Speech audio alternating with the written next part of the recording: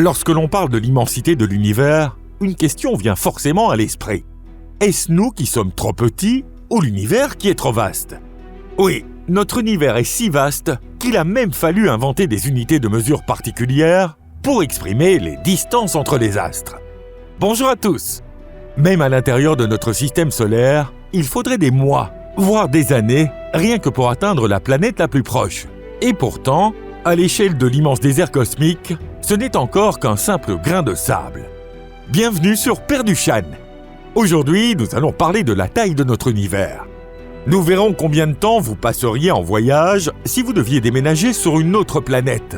Et s'il est réellement possible, tout simplement, de quitter un jour le système solaire. Installez-vous confortablement, cela promet d'être passionnant. C'est parti!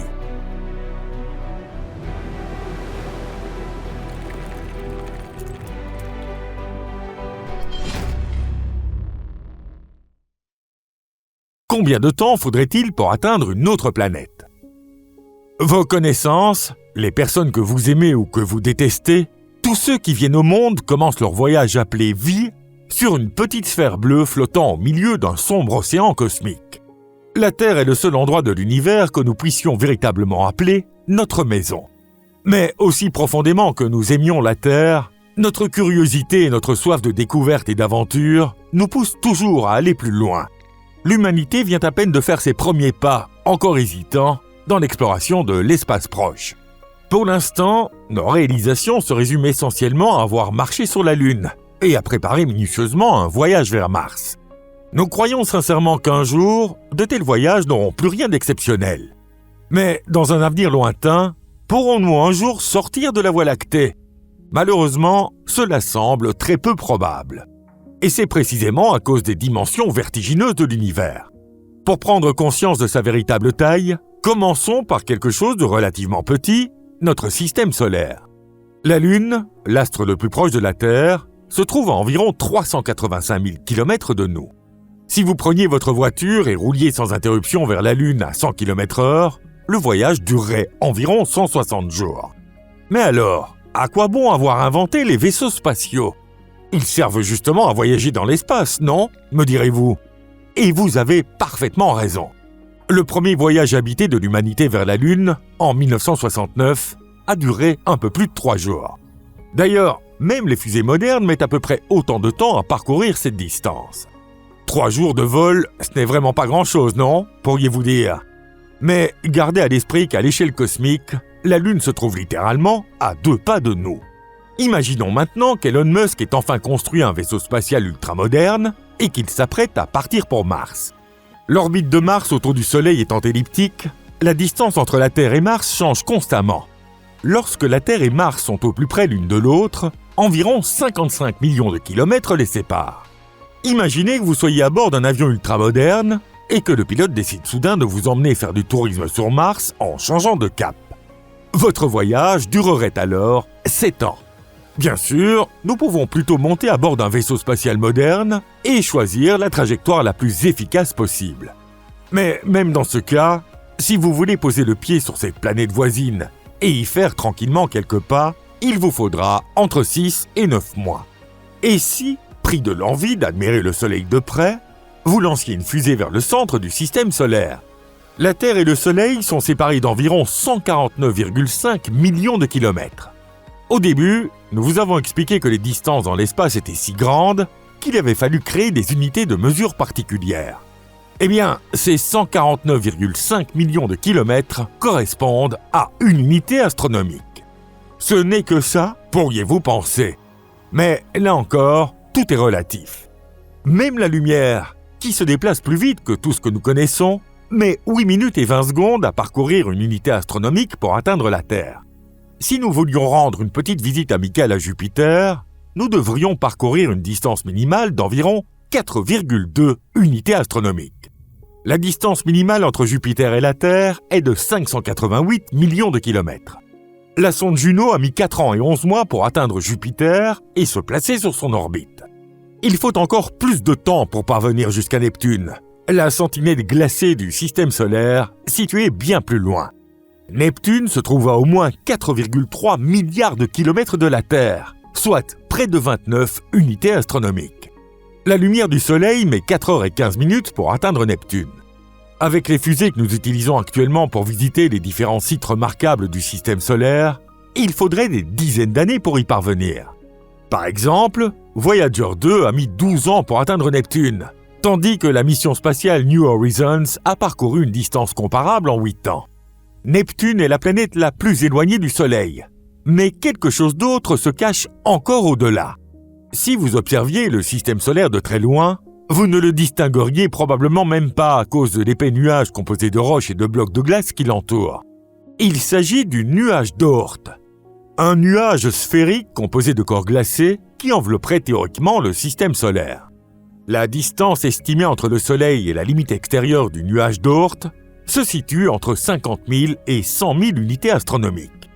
Là, nous arrivons véritablement à des distances qui dépassent l'imagination. Une distance que nous ne pourrons jamais franchir. Commencez-vous déjà à voir le système solaire comme notre grande maison? Dans ce cas, le nuage d'Oort en constitue le seuil. Une fois cette frontière franchie, vous pénétrez dans un monde inconnu, plongé dans l'obscurité et apparemment sans fin. Sur fond de milliers de milliards de points scintillants, une lumière vive attirera soudain votre regard. Cette lumière ressemble à un phare qui vous indique la direction et semble vous inviter à venir jusqu'à lui. Il s'agit du système stellaire d'Alpha du Centaure, le plus proche de notre système solaire. Il se trouve à 41 300 milliards de kilomètres du Soleil, soit l'équivalent de 276 000 unités astronomiques. Pour exprimer de telles distances entre les astres, nous devons encore utiliser une nouvelle unité de mesure. L'année-lumière.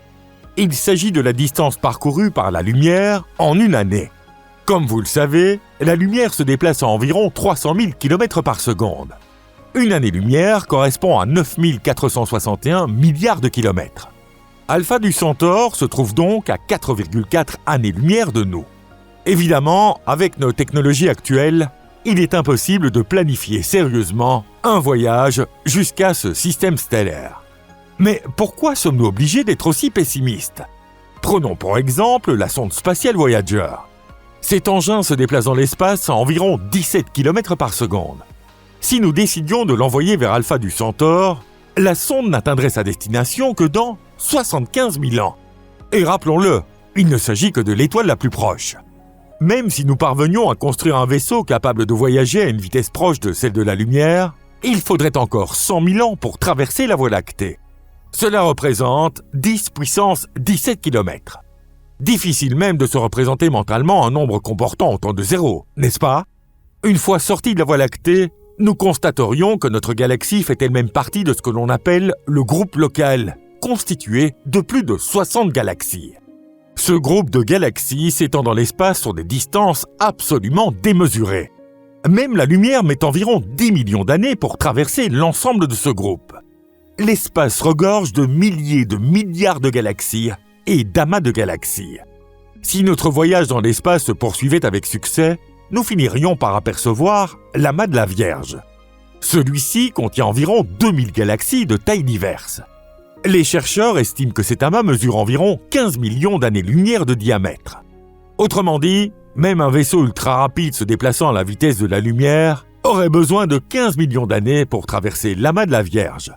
Et pour atteindre cet amas depuis le système solaire, il faudrait parcourir 53 millions d'années-lumière.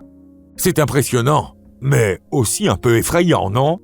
En laissant derrière nous l'amas de la Vierge, nous apercevrions une structure encore plus gigantesque, le superamas de l'Aniakea. L'Aniakea signifie « ciel immense ». Cette immense structure contient environ 100 000 galaxies, ainsi que le grand attracteur, et son diamètre atteint 520 millions d'années-lumière. Pensez-vous toujours qu'un voyage jusqu'à Mars est terriblement long? Même en examinant attentivement une carte de l'univers observable, vous ne réussiriez pas à y distinguer notre grande galaxie. Quant à essayer de trouver la Terre à l'intérieur de cette galaxie, ce serait totalement impossible, même avec un microscope. Dans des moments comme celui-ci, on ressent plus que jamais à quel point notre existence est fragile et éphémère. Pourquoi ne pouvons-nous pas mesurer la taille de l'univers? De nombreux chercheurs pensent que l'univers est infini. Et même si l'univers possédait une limite, il serait impossible de la découvrir. Du moins, dans un avenir proche. Même la portion de l'univers que nous sommes capables d'observer possède aujourd'hui une limite. Si l'on considère que l'observateur se trouve au centre du système solaire, la partie observable de l'univers s'étend autour de lui sous la forme d'une sphère d'environ 93 milliards d'années-lumière de diamètre. Imaginez qu'au milieu d'une région de la Terre plongée dans une obscurité totale, quelqu'un placé à une altitude extrêmement élevée éclaire une petite zone avec une lampe de poche. L'univers observable ressemble à peu près à cela. Même si quelque chose existe au-delà de la limite de ce que nous pouvons observer, il nous est impossible de le voir. Les dimensions vertigineuses de notre univers sont dues à son expansion, qui se poursuit sans interruption depuis le Big Bang. Les objets présents dans l'univers s'éloignent les uns des autres à un rythme d'environ 70 km par seconde MPC, soit 70 km par seconde et par mégaparsec. Les galaxies s'éloignent à des vitesses si inimaginables qu'il nous est tout simplement impossible de les rattraper. Mais face à l'immensité de l'univers, ne sombrez pas dans le désespoir en vous disant « comme je suis insignifiant ». Une nouvelle génération de chercheurs trouvera certainement un moyen de rendre un jour les voyages dans l'espace rapides et confortables. Mais ce sera le sujet d'une autre vidéo. J'espère vous revoir très bientôt. Au revoir à tous!